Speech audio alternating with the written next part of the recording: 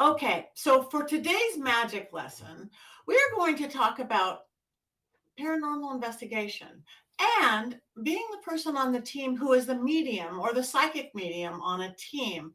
A lot of you listening, I know, are very much gifted in the intuitive arts. A lot of you are interested in paranormal investigation, and they fit together really, really interestingly.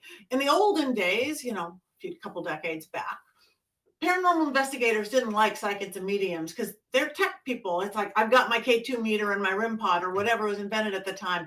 Didn't want all that woo-woo stuff. That's completely changed. Almost every team now has what they would call an intuitive or a psychic or medium, and some of them even a witch or a spiritual person of some form or bent, because they realize it really does help.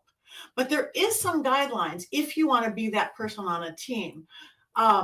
Number one, know that you are part of a team. If you come in too far, woo, woo, woo, and the spirits are telling me this and this, it's great. If you think you want to get a YouTube show, you won't. But you have to fit into the team.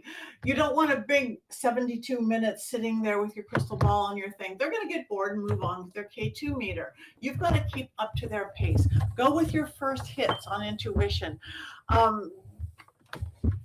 You be the person who can prove with your dowsing rods or your pendulum or just your, whether you channel or your trace medium or your evidential medium.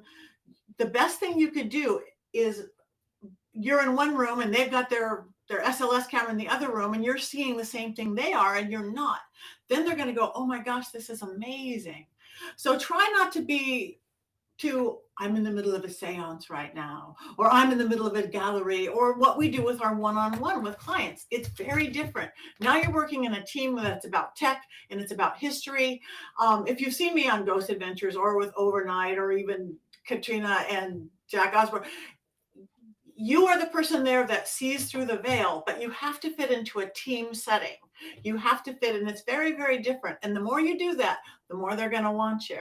And if any of you who've studied with me, either at the school or have your own techniques, learn how to lift the veil a little bit, they're really going to want you, because all of a sudden in their investigations, they have the best investigations when you're with them because you lifted the veil. And it's not just because you're telling them, though. Their equipment is working better. They are getting more hits. So be very careful that you don't show them more than they know what to do, that if they don't know how to do it, if you want to open a bag of worms. Is it a bag of worms? No, can of worms, with showing them how to, like, a little knowledge is dangerous kind of thing. But you keep in control of things. And remember, if you are the magical person or psychic medium, you're the one they're going to come to if somebody gets an attachment or somebody gets stressed. So be ready with your protection modes, whatever they are.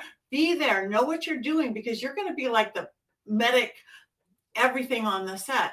It's really fun. It's a really big responsibility, but more than anything, fit in with the team. That sounds funny, but you guys know what I mean. So that's magic for today. If this is something that interests you, go for it. It's fun.